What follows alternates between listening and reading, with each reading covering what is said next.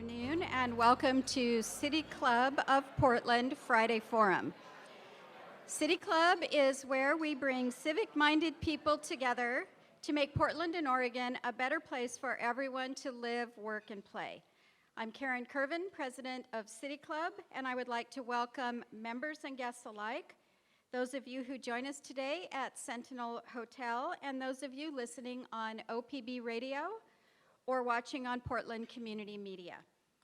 The generous support of City Club's corporate and media partners ensures we put on the state's best civic programs week after week. I'd like to thank our media partner, Oregon Business Magazine. Our current Friday Forum sponsors are Bank of the Cascades, Family Healthcare Plans, Legacy Health, Russell Fellow Properties, The Standard, and Stoll Reeves. We are grateful for your support and commitment to City Club's mission. Please join me in a warm round of applause for all of them.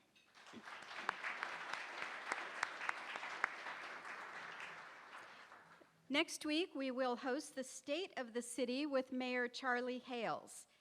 Not surprisingly, this event is sold out. You can learn more about club events, purchase tickets, and become a member on our website, pdxcityclub.org. As always, we will be live tweeting today's program. You can follow along and join the conversation using the hashtag PDXCityClub.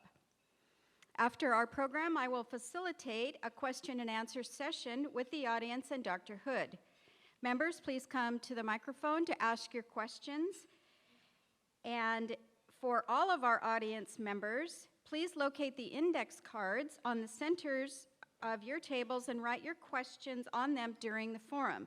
Hold your cards up high and City Club staff will collect them prior to the start of Q&A. And now for our program. Chronic diseases such as heart disease, cancer, diabetes, and asthma are the leading causes of death and disability in the United States and disproportionately affect communities of color and low-income populations.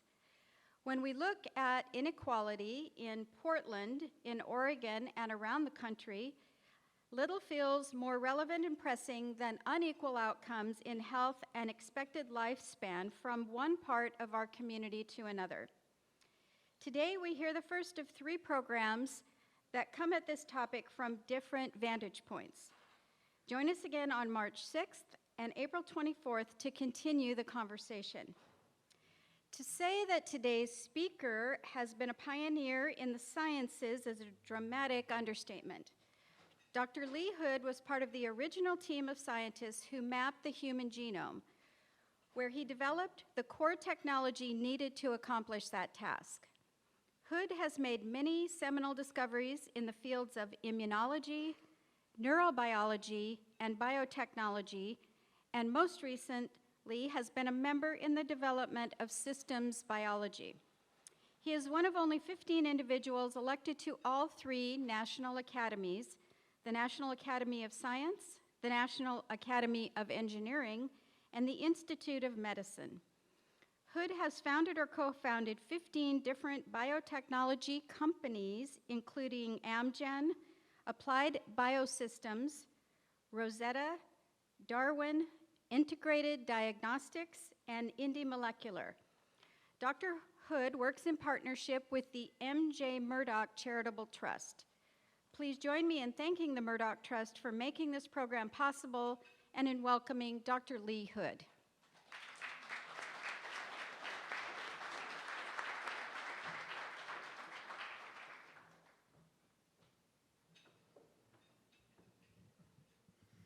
Well, thank you very much. It's a pleasure to be here. What I'd like to talk about is an absolute revolution in healthcare that's coming. And the essential message is that healthcare really has two components. There's a component of wellness, and there's a component of dealing with disease.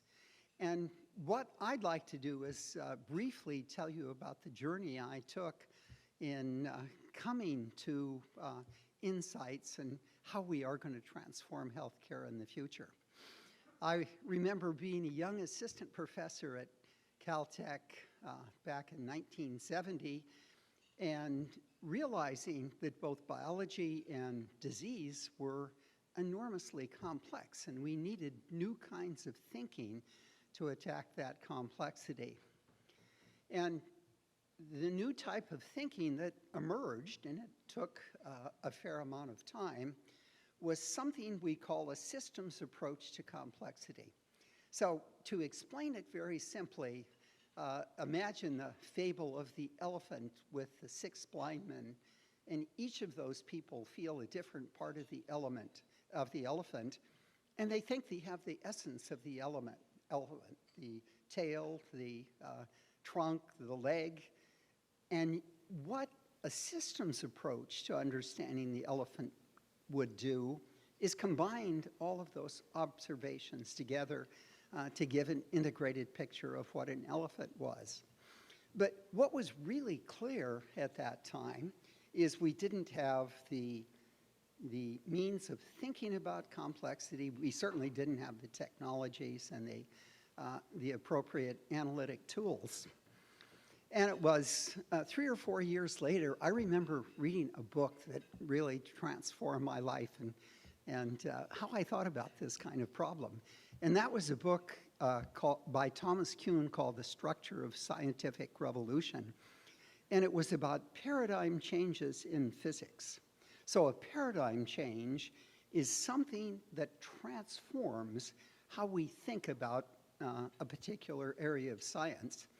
And he pointed out that paradigm changes were enormously difficult to achieve because scientists in general are enormously conservative, and they like to hang on to what has come before.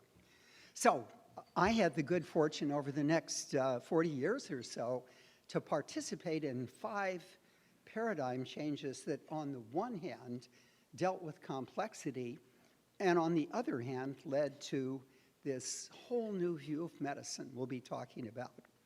So the first was we developed 6 instruments. We brought engineering to biology that allowed us to basically read and write DNA and proteins. And the significance of that, bringing engineering to biology, was it enabled high throughput data gathering and the big data that's a central part of contemporary medicine. The second paradigm change came as a result of one of those instruments, the automated DNA sequencer. That enabled the Human Genome Project. I remember going in 1985 to the first meeting ever held on this topic with 12 others to decide whether or not this was a feasible approach forward. And I think the most significant observation was we decided it was, but we were split 6-6 on whether it was a good idea, and those opposed were really against it. And over the next 5 years as we went out into the community, I would say initially 90% of the biologists were against the Genome Project, and the National Institutes of Health was really against it. But this all changed in time. A third paradigm change came from developing the automated sequencer, where I had to bring together expertise in computer science, engineering, chemistry, and biology. And the realization that in the future, departments of biology should be cross-disciplinary. They should bring together all the flavors of scientists and let them work effectively where leading-edge biology could drive the development of relevant technologies, and in turn, they could pioneer the development of good analytic tools. And I tried to persuade Caltech that this was a great thing to do, to have a new applied biology department, and failed, but Bill Gates made it possible in 1992 to move to the University of Washington, where we set up the first department, molecular biotechnology, that was cross-disciplinary in nature. And it was spectacularly successful in many ways. But after 8 years at the University of Washington, I had been all along negotiating to create an institute to do this systems biology, I realized that the bureaucracy of state universities was so rigid that it wouldn't permit many of the essential things that needed to be done to create a systems biology institute.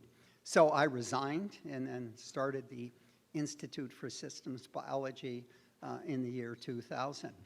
And it pioneered systems science and a systems approach to disease, which was, of course, the fourth paradigm change. And the fifth was the application of systems thinking to disease leads to systems medicine and something I'll describe later called P4 medicine. And that's where we really began to understand the revolution that would be coming in the next 10 years or so. So the Institute for Systems Biology had the enormous good fortune, or I should say I had the enormous good fortune, to meet the Minister of Economy for the state of Luxembourg in 2007. And he was interested in transforming the economy in Luxembourg from a 90% dependence on financial manipulations and so forth to bring in biotech and medical sciences. So he asked us to put forward a proposal that would enable them to do so. We did. We were awarded a $100 million contract over a 5-year period, and we used that money in an enormously flexible way to take the most daring ideas we had to develop the strategies and technologies for systems medicine.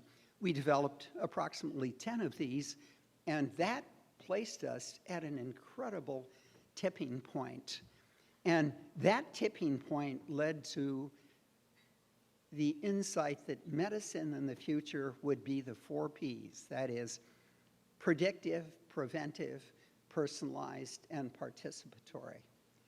And the 4P medicine, I want to emphasize how different it is from the contemporary medicine that's practiced out there in 6 different ways. 1, it is focused on the individual, not on populations. 2, it's really focused on wellness rather than primarily disease.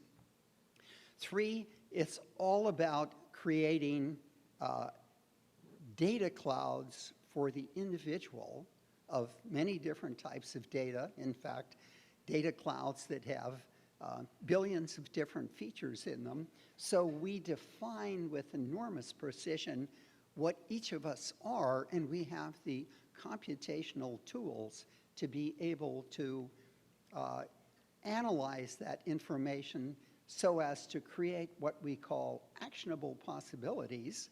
That is, recommendations for you personally that if you follow them will allow you to optimize wellness and minimize disease. Yet another feature of this new medicine is the idea that the way we do clinical trials today is all wrong. We put 30,000 patients together in a big population, and we give them a cancer drug or a placebo, and we abstract from their responses curves that tell us how things behaved. And the curves allow you to say, 1, did the drug work to a certain extent anyway? And 2, how does the population average respond to that drug? What's wrong about that view of medicine is each individual is unique genetically and unique environmentally, and you can't average them. So what P4 medicine does is to analyze each individual data cloud, and after we have a sufficient number of patients, we can aggregate patients with characteristics we're interested in into groups that will allow them to respond to appropriate drugs and things like that. Fundamental change in how we do clinical design. And the fourth feature, the 6th feature of P4 medicine is the idea that a fundamental part of this medicine is going to be patient-driven social networks. They're really critical for, 1, learning about the new kind of medicine. 2, they open up the possibility for crowdsourcing and having patients work together to figure out how to optimize their own health. And 3, these networks in the future will be the opening wedge of advocacy to force a change on a system that is basically quite conservative, and physicians themselves are quite conservative. So social networks will be key for the future. So if you look at it in a broader sense, P4 medicine really has 2 major thrusts. One is the thrust of wellness, the other is the thrust of disease. And what I will say is 98% of the resources we bring to healthcare today go into disease. Very little goes into wellness. In fact, wellness has a somewhat dubious kind of reputation. And I'm going to argue P4 medicine is going to put an enormous focus on medicine, and it is going to do what is absolutely essential to making wellness legitimate. Namely, we will create metrics that will allow us to measure your degree of wellness and to optimize it. And I'll say a little bit more about that in just a moment. My prediction is, over the next 10 to 15 years, these 2 sections of P4 medicine, wellness and disease, will emerge to become discrete, separate industries. And of course, disease is the contemporary healthcare system as we know it today. And my further prediction is, in 10 to 15 years, the market cap of wellness will far exceed the market cap of the disease industry. And in fact, the wellness industry will do 2 revolutionary things. One, it'll allow us each to optimize our wellness, that is, to optimize our potential human capital, to optimize our physiologic ability to respond to our environment, and our mental ability to respond to our environment. But the other thing that's really key about wellness is that for the first time gives us the ability to study disease correctly. The way we study disease today is we wait until you're sick and we study the sick people and we try and understand what makes them sick. But if you want to study disease properly, you want to look at it right at the point of transition from wellness to disease. And studying well populations will let you do that. And I'll talk more about that in just a moment. So why do I make such an emphasis of wellness? Well, if you take into account the increasing degree of average lifespan that's occurred over the last 20 years or so, you can make an absolutely astounding extrapolation. And that is the idea that 50% of the kids born this year will live to be 100. So the question is, what is the quality of their life for their last 20 or 30 years? Will they be alert mentally and physically, or will they be like many of the people we see today? And that's why wellness is absolutely fundamental for the transition. So I started thinking probably 5 or 6 years ago about how would it be possible to bring this vision of P4 medicine to the healthcare system. And what we decided about 2 years ago, a little more than 2 years ago, was that we would put forth a vision that we could have a pilot study that mimicked all the fundamental features of P4 medicine, in which we would do a longitudinal digital age study on 100,000 individuals who were well. And let me talk about just what that means. So how would we do this longitudinal study? Well, we'd make measurements on them to create data clouds for each that were dynamical. That is, that were corrected against reality every 3 months.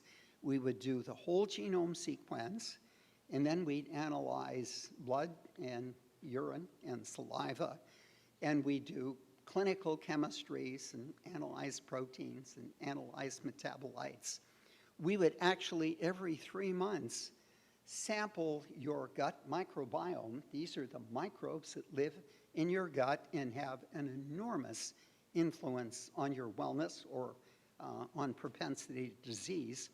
And then finally, we do more frequent measurements, self-measurements, using things like the Fitbit to measure activity, quality of sleep, and then we do blood pressure and weight and pulse and all of those things. And the idea was, for each individual, we would have 1 billion or more data points, and if we had the proper analytic tools, we could extract the actionable possibilities that would allow you to optimize disease, optimize wellness and minimize disease.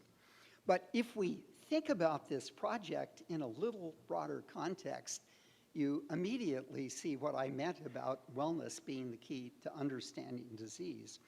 Because if you had 100,000 individuals and looked at them, say a year or 2 years after you began the study, every 3 months or so, we would be able to divide that population into 2 groups. So one would be the group that maintained their wellness or actually improved their health and everything. A second group would be those that transitioned into disease. So let's talk about the first group, those that maintained their health. And I'd say 2 things about that, and we can make generalizations now. Imagine that each of you has a virtual wellness well right beside you, and that most of us, frankly, are right at the bottom of our wellness well, and if we act on these actionable possibilities, we can bring us right up to maximize our wellness and minimize our disease. And what is really critical about that is, to do that, we have to be able to create blood metrics that will let us assess where you are in your wellness well. And I'll just say, in studies that I'll talk about toward the end, we've analyzed 107 individuals, and we're already beginning to put together the blood metrics that will let us make wellness measurements. And these are really important measurements because they will allow us to deconvolute both physiologic wellness and psychologic wellness. And we'll be able to come to understand their interplay in really interesting ways. Now, with regard to the second group that have started to transition into disease, what we can do is follow their 3-month data tranches back to the point where the disease divergence occurred.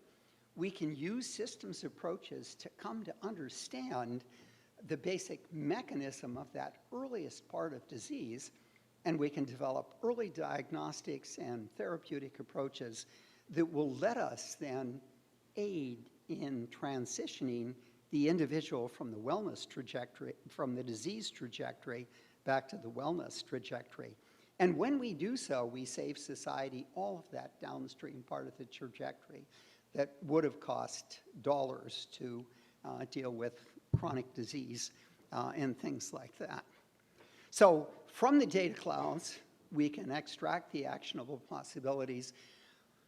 We've done 2 really important things that are incredibly important for changing behavior and persuading people to take on these actionable possibilities. One, we've hired coaches that understand deeply what the issues of wellness and disease are, and who can individually talk with the people about their own wellness state, what their actionable possibilities are, and what they should do in the context of what their objectives for health actually are.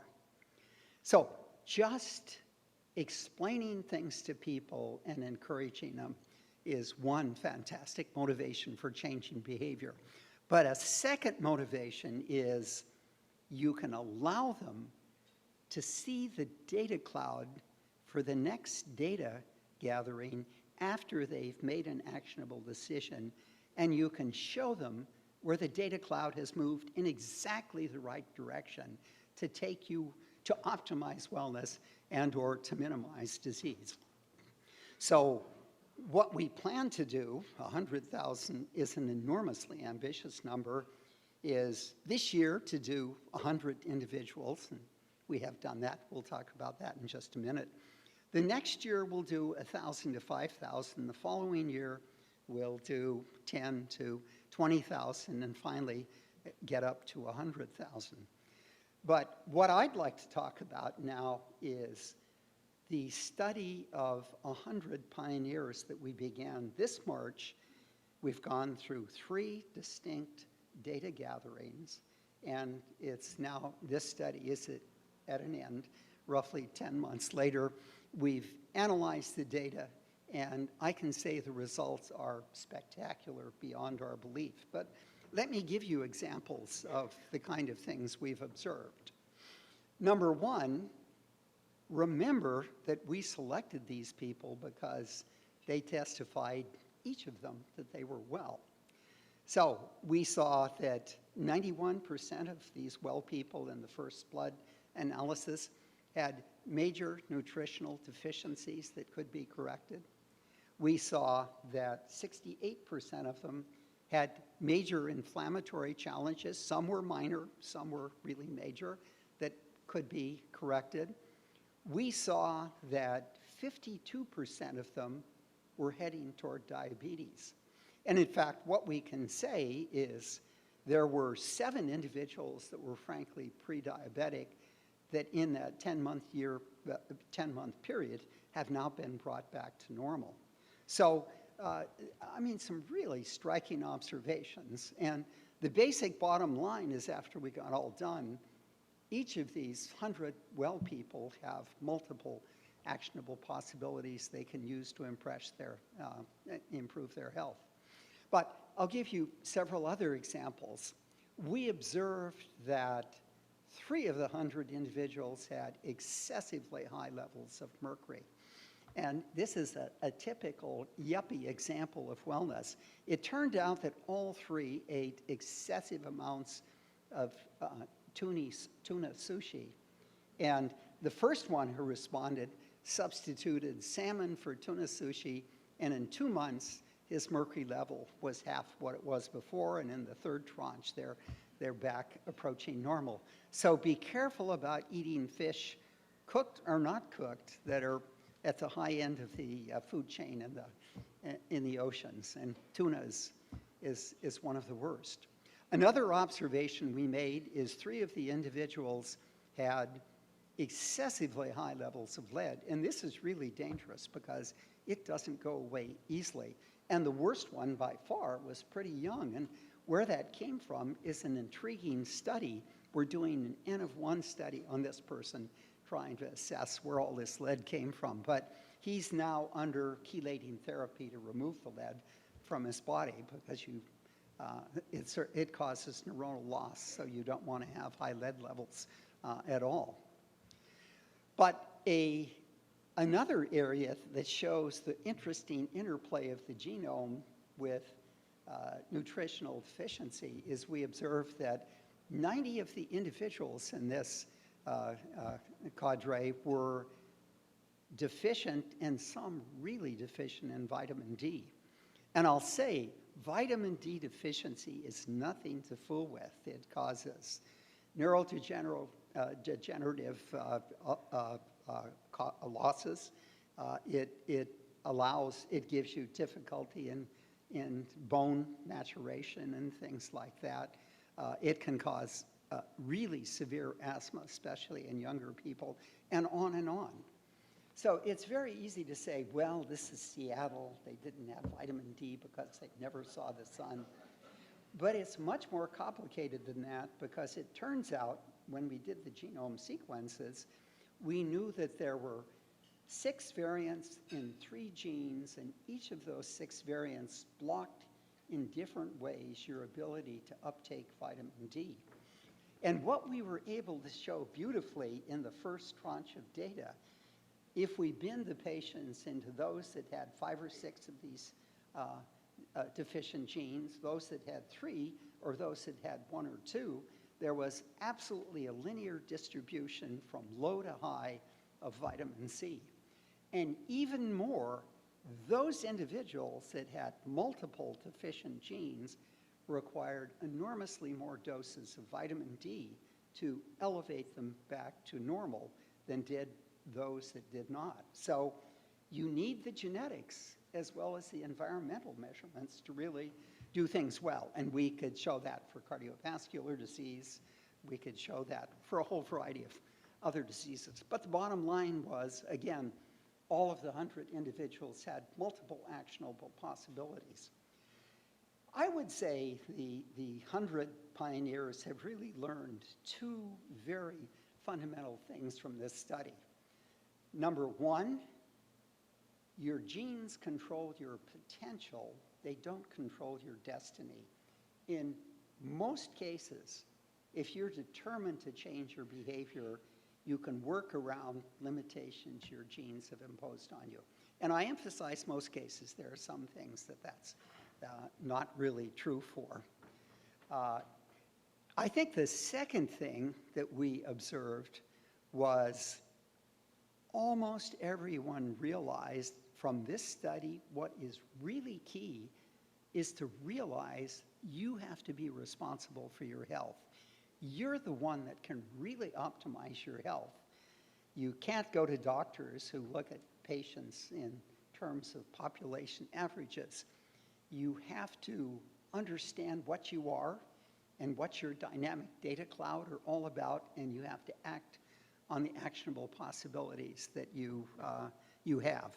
And I would say almost all of the people in this study want to go on and continue in the next study. So let me say, I think with regard to healthcare, this study is really going to be transformational. Number one, we're creating for the first time a catalog of all the actionable possibilities that will be useful for all of us as we move into wellness studies. Number two, we're developing the analytics so we can take your individual data cloud and we can integrate and model that data so we can come out with actionable possibilities that you can use to improve your health. Number three, we've already begun to discover sets of molecules in the blood that almost certainly will be the fundamental metrics of wellness that will allow us both to measure psychological as well as physiologic aspects of wellness.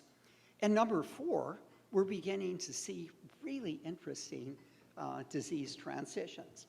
For example, the most common genetic disease in Caucasians is a gene defect called hemochromatosis, and that leads to a buildup in the blood.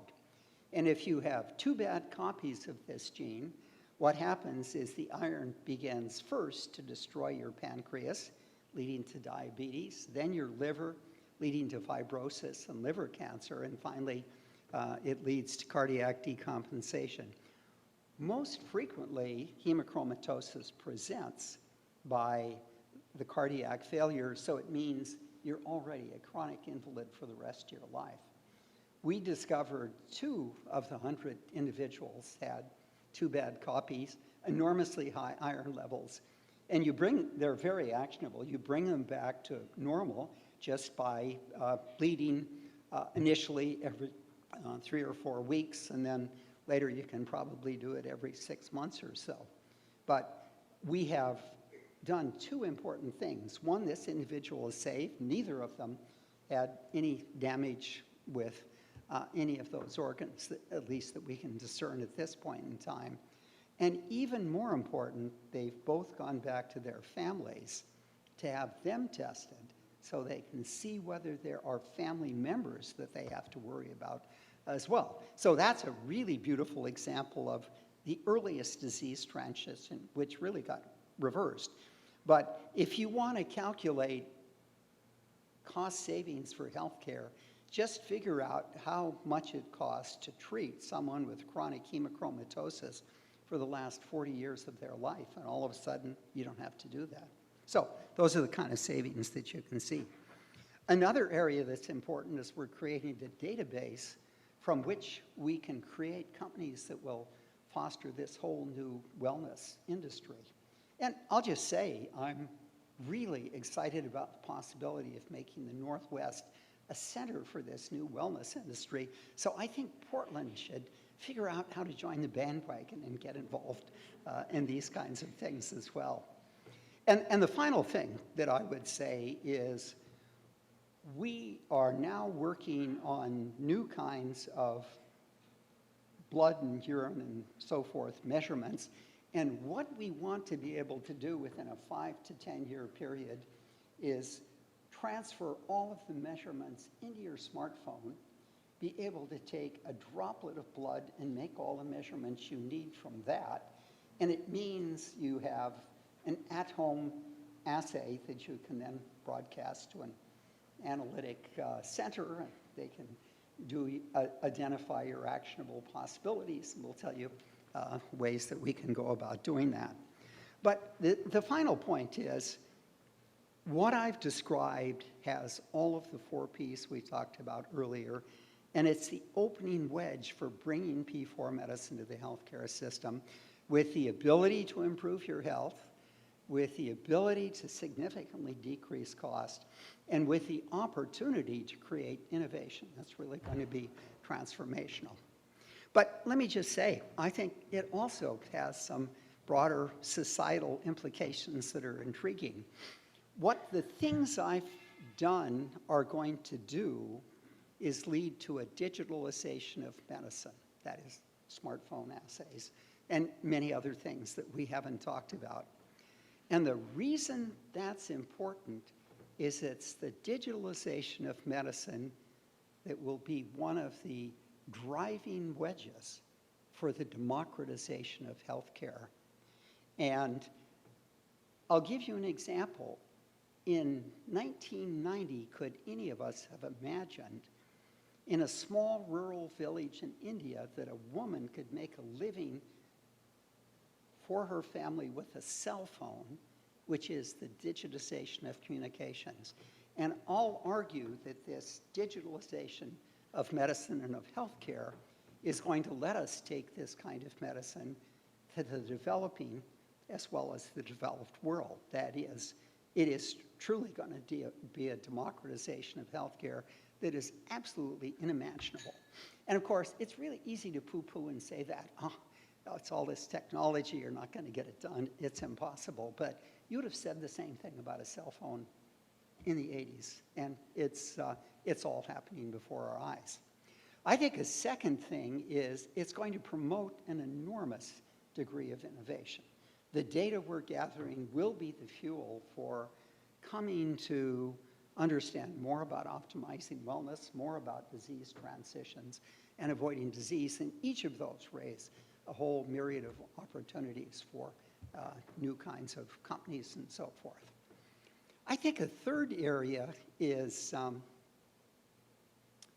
competitiveness. I think it's going to put the U.S. in a really strong position. So think about the Industrial Revolution. The beginning of the Industrial Revolution was the invention of the steam engine, and we'll call that a macro invention. What it did was threw off an enormous number of micro inventions that aided and catalyzed that whole revolution. So I'll argue P4 medicine is a macro invention that's going to throw off a gazillion micro inventions that are going to transform healthcare in a whole series of different ways. Optimizing human capital. I mean, this view of healthcare says that, one, as you know, trillions of dollars a year are lost due to absenteeism from illness. And the interesting thing is the absenteeism is really of 2 types. 20% of it is you're not there, you can't do the job because you're home sick. 80% of it is you're there, but you're not functional, and you're just sitting there looking at your computer trying to decide when you can go home. That's called presenteeism. I think we can eliminate both of those kind of things. And of course, there is the other possibility too of, for each of us, optimizing our wellness so we maximize our physical and psychological capacities and so forth. So let me close by making just 2 points.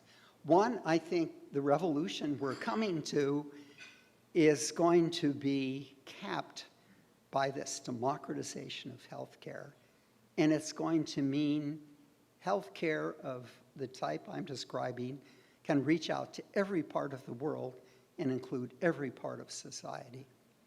And I would say number 2, I just want to emphasize from my experience the fundamentally critical role philanthropy has played in making all of this possible. Number 1, when I started the Institute, it was several individuals who made enormous philanthropic contributions that made it possible to do that. The government won't start new things. They want to do old things. And in general, you need innovative people that are creative to do these kind of things. Number 2, the 100 Pioneer study I talked about, I went to NIH and tried to persuade Francis Collins that he should fund this, and he said, no way.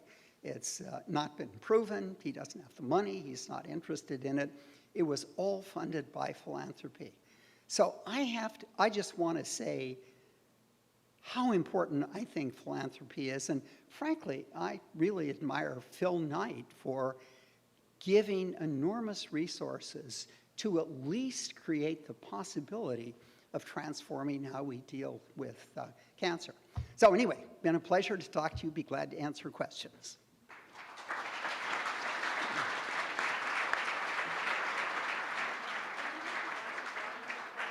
I'd love that. Yes, we could.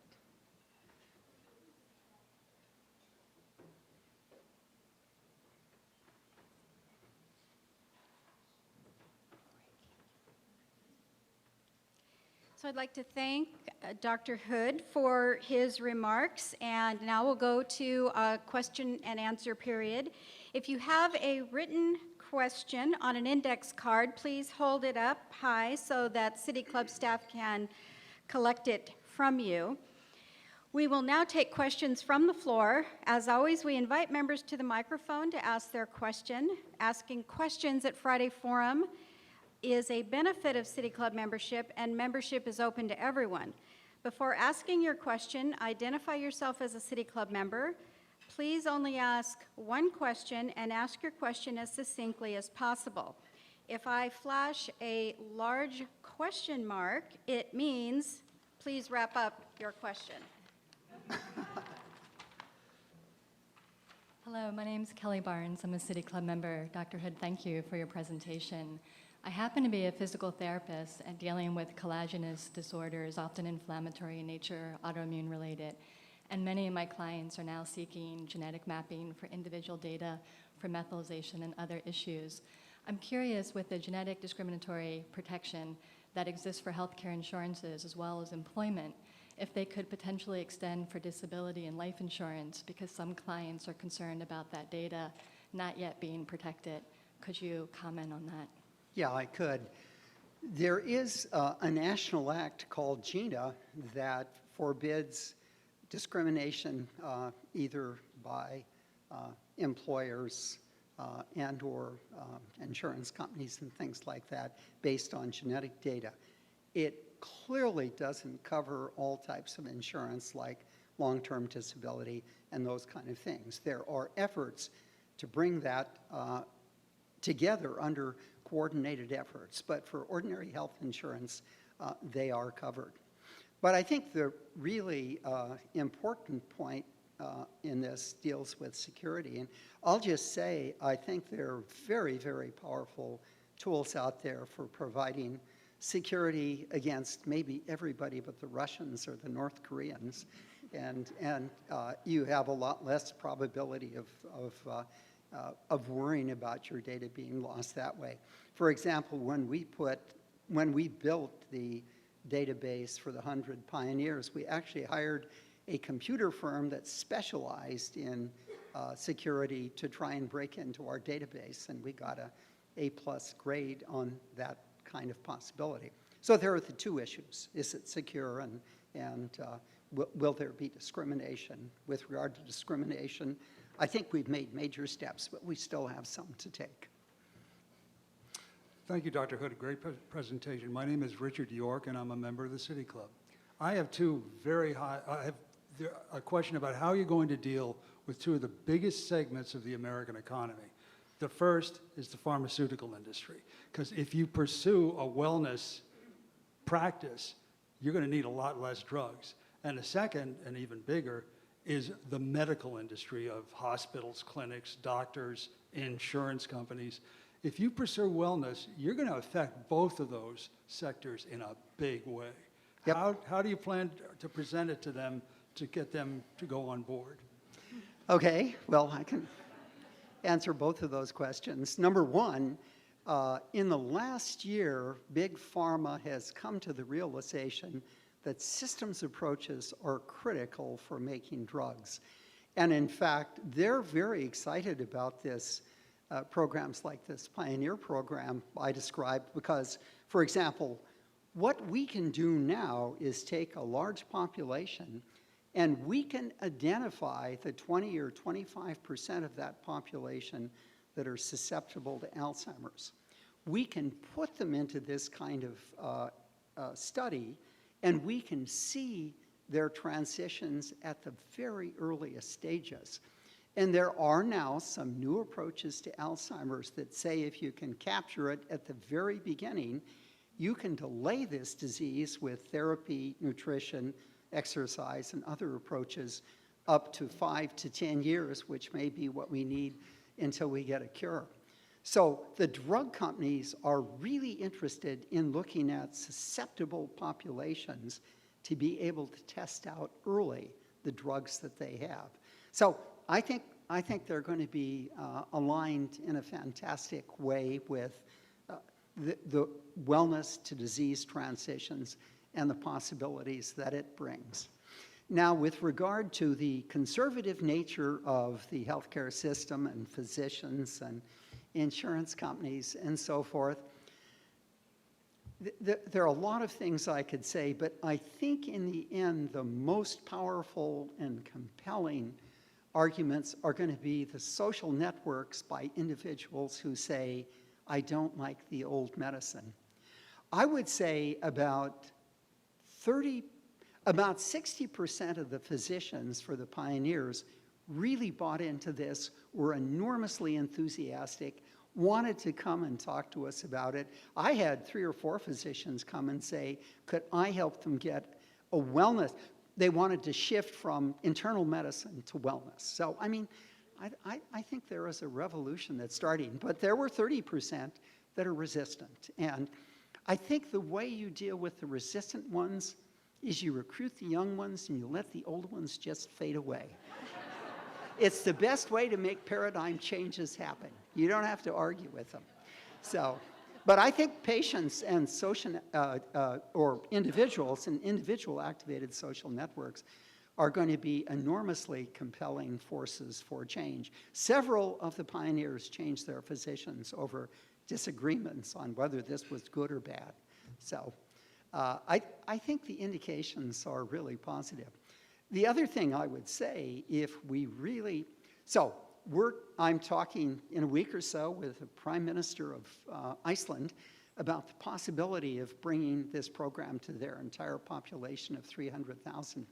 And I'd say if we succeed in doing that, I think you'll see a lot of countries scrambling desperately to be able to follow that lead. It is infinitely easier to do in a country that has a single-payer system than a country like ours that is utterly chaotic and disordered. But if Iceland does it, it could be an enormous driving force for change. And we're actually exploring exactly the same kind of thing with a second country, too.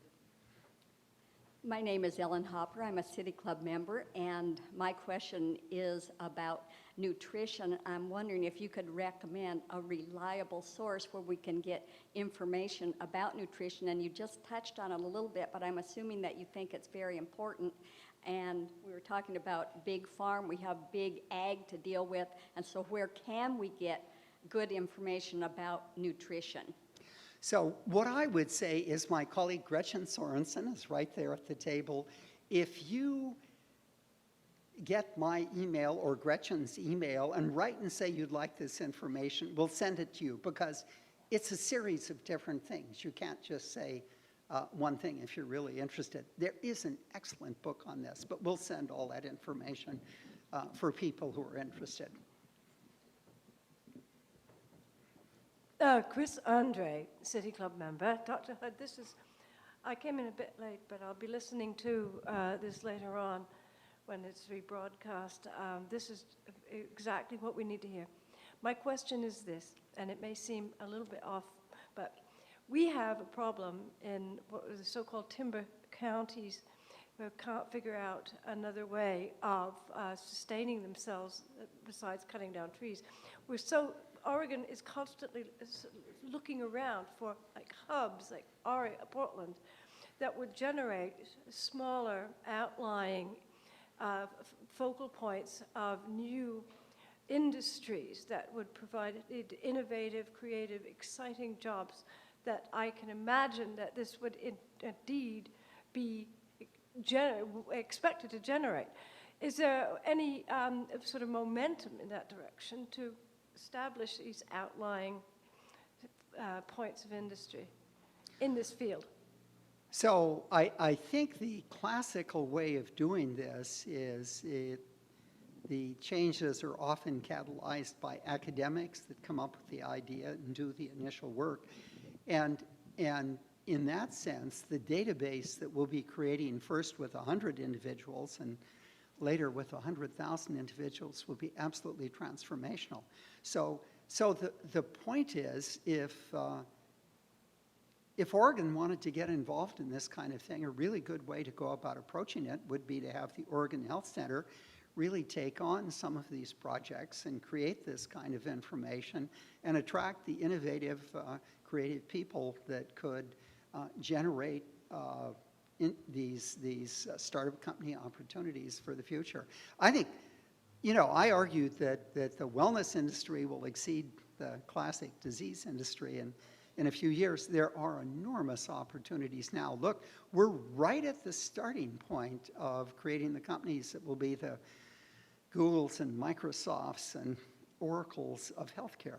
And that's really an exciting idea. Could we do it in the Northwest? Could we do it in Seattle? Could Portland be a part of this? It would really be worth thinking about those possibilities. Ted Kay, City Club member. I wish I had been one of your 100 pioneers. How do I sign up for the next round?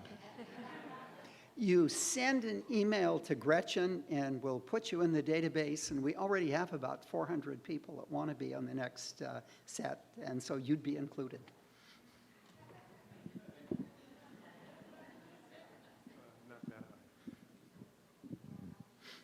Hi, Larry Wallach, City Club member. Thanks for a really incredible presentation. So we know that the level of health inequality in a society is driven by the level of social and economic inequality. So what are the prospects of P4 medicine for dealing with some of the upstream conditions that give rise to a very high level of social inequality in the United States that is driving our declining health status? Particularly in relation to our international competitors, every year we get a little bit better, but they get a lot better and we're going down in our ranking. Thank you.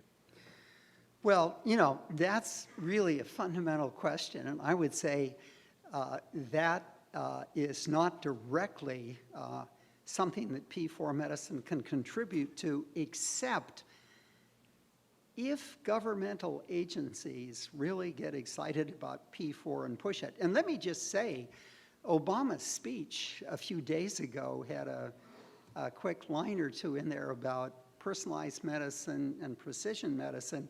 And this kind of objective would be a great approach for a $1 billion initiative like he proposed. So the point is, if you can get the government really involved, then you get other aspects of the government involved in making sure that these things are democratic and not just the haven of upper middle classes, like admittedly our first study was. We didn't try any attempt at equitization there, because all we're interested in is, could we do the study and was it going to be productive? And we answered both those questions. But now we have to move and demonstrate that, you know, one of the really interesting questions that we get criticized for all the time is, look, upper middle class people, they're motivated, they're intelligent, they're going to be the ones that are going to respond to this. You know, I think anybody, if you show them the benefits, will be able to understand this and will be able to participate in it. So we're really going to push for groups that are lower socioeconomic.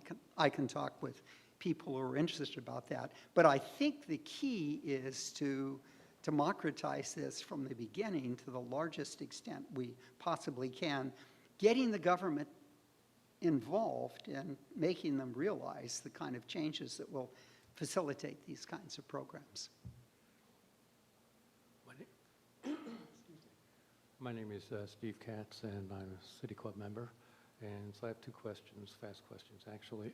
Number one is, when would you do your initial evaluation? What age of the person would you do initial evaluation? And number two is, what effect do you think cell mitosis and cell biology have on these Well, conditions? my feeling about age, the pioneers ranged from 21 to in the 90s, so we had a broad distribution there. My own feeling is I think people should be brought in very early on, because with certain kinds of diseases, you'd like to get a heads up on them before you start experiencing some of the difficulty. So I'd argue that at least in the teens, we should be doing this kind of thing. We had a Hood family retreat at a ranch we have in Montana 2 years ago. And we had 43 members come there, and we debated for almost 3 hours as to whether we all should have our genomes done. And we talked about all the questions that you've asked and everything. And in the end, 43 out of 43 agreed. And I would say almost all of them feel the insights they gained are enormously useful for optimizing their health downstream. And only a few of those were actually in this Pioneer study, which goes obviously the next step. So it's a challenging question, but that's how I'd answer it. My name is Sharon Joy, and my brother retired from the World Health Organization panel of experts in about 99, if I recall. He has a website called systematiccare.net. But anyway, he's found a difficulty. What he's trying to do is educate over computer health.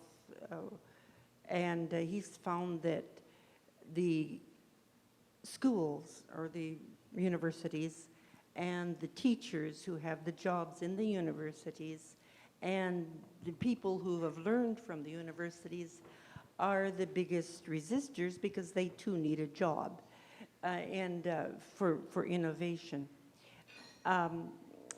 Okay, but I'm going to speak from my own viewpoint. I love what you said. There's no question about that. But I have found that emotion has an extreme effect upon health. And it seems like you wouldn't be able to cover that aspect, of which is, in my mind, one of the reasons why blacks have a higher incidence, among other factors. It certainly had an influence upon me. Is there any way I can get involved even on that aspect of healthcare, if I can do anything for you from my cell phone? Well, I would say a couple of things. Your data clouds, the personalized dynamic data clouds, are indiscriminate. They cover all of your physiology and psychology. We just have to learn to read the data clouds, as we're trying to do with those metrics for wellness. One of the other aspects of the study we did was to do cortisol assays from saliva 3 or 4 times a day, which gave you a sense of stress and things like that.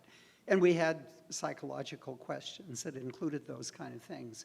But I'm utterly convinced that embodied in all that data are the secrets to many of these things, and we just have to figure out how to be able to deconvolute them and sort them out. And what that requires are interesting experiments on individuals, N of 1 experiments, which again are an anathema to the classic healthcare system. I will say, I do agree with you about how conservative the system is. I went to 3 medical schools in the top 5 about 4 years ago with the proposition I could help them set up a systems medicine institute that would bring all of these new ideas and thoughts into medicine. And for 3 very different reasons, and one was my alma mater, Johns Hopkins, for 3 very different reasons they turned me down, and ultimately it is the conservative nature of physicians. So one, I think what we have to do is really capture the young physicians, because they're the ones that will be carrying this banner in the future. And 2, a program we're doing now at ISB is we're creating a series of educational modules on P4 medicine that we can take out and insert into high school biology and high school health classes. And I think they will give these kids an understanding of modern medicine that few physicians will ever have. And it's having that knowledge in the population that can be a real driver for change. But it's exactly what, this book I mentioned earlier on, The Structure of Scientific Revolutions. Paradigm changes are really hard, and you have to be enormously patient, and you have to be clever at how you target your audiences and everything. So. We have run out of broadcast time for further questions, and we'll have to stop for the day. As we close, please join me in offering our sincere thanks to Friday Forum Committee member Caitlin Baggett, who produced today's program, and to our speaker, Dr. Lee Hood. Thank you. Thank you.